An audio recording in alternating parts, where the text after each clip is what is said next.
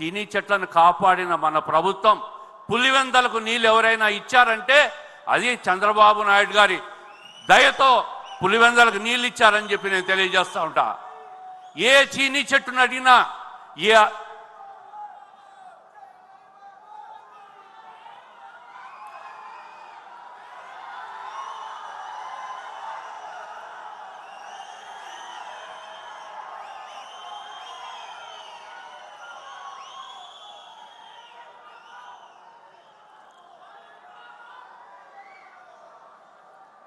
2014 నుంచి 19లో అధికారంలో ఉన్నప్పుడు గండికోట ప్రాజెక్టును పూర్తి చేసి సిబిఆర్కు చిత్రావతికి పైడిపాలెం ప్రాజెక్టులు పూర్తి చేసి పులివెందలకు నీళ్ళిచ్చిన ఘనత తెలుగుదేశం ప్రభుత్వం అంది. అది చంద్రబాబు నాయుడు గారి నాయకత్వంలో జరిగిన విషయం మనమందరం కూడా గుర్తుపెట్టుకోవాలా. ప్రతి చీను చెట్టును అడిగినా పులివెందల్లో చంద్రబాబు నాయుడు గారు నీళ్ళు ఇచ్చారని చెప్తారు. ప్రతి అరటి చెట్టును అడిగినా తరచి అడిగితే కూడా ఈ చెట్టు కూడా చెబుతుంది పులివెందల్లో నీళ్ళు ఇచ్చింది చంద్రబాబు నాయుడు గారని. మరి 50 సంవత్సరాలుగా ప్రజాప్రతినిధులుగా ఉన్న ఈ పులివెందల పెద్ద మనుషులు వైఎస్ కుటుంబాన్ని నేను ఛాలెంజ్ చేసి చెప్తా ఉండా, అయ్యా జగన్మోహన్ రెడ్డి గారు 50 సంవత్సరాలుగా మీరు అధికారంలో ఉండారు పులివెందల్లో. ఈ రోజుకు కూడా సాగునీటికు మీరు అధికారంలో ఉన్న 5 సంవత్సరాల్లో పైడిపాలెంలో మేము నీళ్ళు ఇస్తే డిస్ట్రిబ్యూటరీ పనులు కూడా పూర్తి చేయలేక రైతాంగానికి నీళ్ళు ఇవ్వలేకపోయిన పరిస్థితిని మీరందరూ కూడా ప్రజలందరూ కూడా గమనించాలని చెప్తా ఉండా. పూర్తిగా కడప జిల్లా మీద నమ్మకం లేక కడప జిల్లా ప్రజలతో ఓట్లు ఇచ్చుకొని కడప జిల్లా ప్రజలను మోసం చేసిన మనిషి ఎవరైనా ఉన్నారంటే అది జగన్మోహన్ రెడ్డి గారు అని చెప్పి తెలియజేస్తూ ఉండా.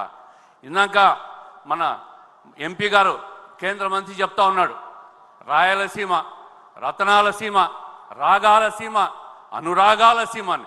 ఇది వాస్తవం. రాయలసీమ ప్రజలు అనురాగాల మనుషులు.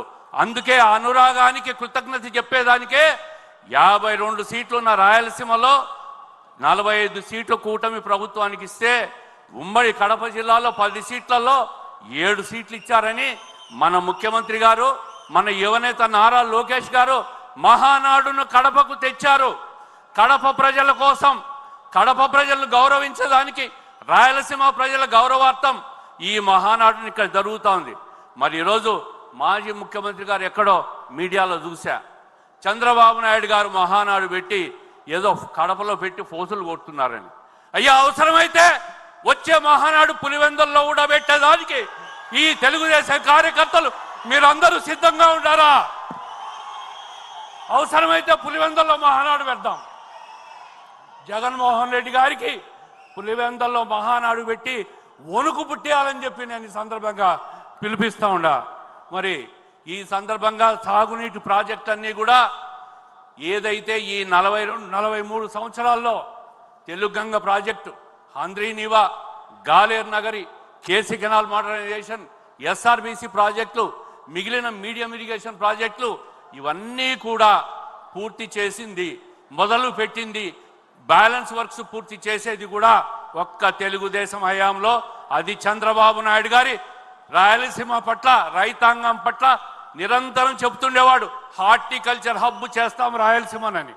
ఆ పట్టుదలతోనే ఈరోజు రాయలసీమకు అన్ని రకాలుగా కూడా మంచి చేస్తున్న ఈ ప్రభుత్వాన్ని, మన నాయకుడిని ఈరోజు కొప్పర్తిలో ఇండస్ట్రియల్ హబ్బు, ఓరోకల్లో ఇండస్ట్రియల్ హబ్బు, మరి ఇవన్నీ కూడా రాయలసీమ కోసం కాదా అని చెప్పి నేను అడుగుతా ఉండా. రాయలసీమ తెలుగుదేశం ప్రభుత్వం వచ్చిన తర్వాత రాయలసీమలో 23 సంవత్సరాలుగా అధికారం ఉన్న సమయంలో అభివృద్ధి ఎక్కువ జరిగిందా? వైఎస్ కుటుంబం 10 సంవత్సరాలు ఈ రాయలసీమలో, ఈ ఆంధ్రప్రదేశ్లో అధికారంలో ఉంది, ఎక్కువ చేసిందా? దీని మీద ఒక డిబేట్కు సవాల్ విసురుతున్న వైఎస్ఆర్లకు, జగన్మోహన్ రెడ్డి గారు ఆయన గ్యాంగుకు రాయలసీమ అభివృద్ధి మీద చర్చకు సిద్ధమా అని చెప్పి అడుగుతా ఉండా. అభివృద్ధి చేసింది తెలుగుదేశం ప్రభుత్వం. అది చంద్రబాబు నాయుడు గారి నాయకత్వంలో 16 సంవత్సరాలుగా ఆయన అధికారంలో ఉండగా జరిగిన ఈ అభివృద్ధికి అంతా కూడా ఒక చర్చ జరగాల, ప్రజలకు తెలియాల. ఈరోజు పోలవరం ప్రాజెక్టు పూర్తయితే అదంతా కూడా రాయలసీమ కోసం అని చెప్పి ఈ సందర్భంగా నేను తెలియజేస్తా ఉండా. చివరిగా ఒక్క మాట, ఈరోజు 43 సంవత్సరాల తెలుగుదేశం పార్టీ ఏదైతే అన్న ఎన్టీఆర్ గారు ఆత్మగౌరవ నినాదంతో తెలుగుదేశం పార్టీని స్థాపించారో 30 సంవత్సరాలుగా మన జాతీయ పార్టీ అధ్యక్షులు ఆత్మవిశ్వాసంతో ముందుకొస్తున్నారు. ఈరోజు 43 సంవత్సరాల తర్వాత మన యువనేత ఆత్మస్థైర్యాన్ని ప్రజల్లో నింపుతున్నాడనే విషయాన్ని మరొక్కసారి నేను తెలియజేస్తా ఉండా. ఈ యువనేత నేను ముందు నుంచి చెప్తా ఉండా, 2057లో 75 సంవత్సరాల ప్లాటినం జూబ్లీ సమావేశాన్ని మన యువనేత అధ్యక్షుడిగా జరగాలి.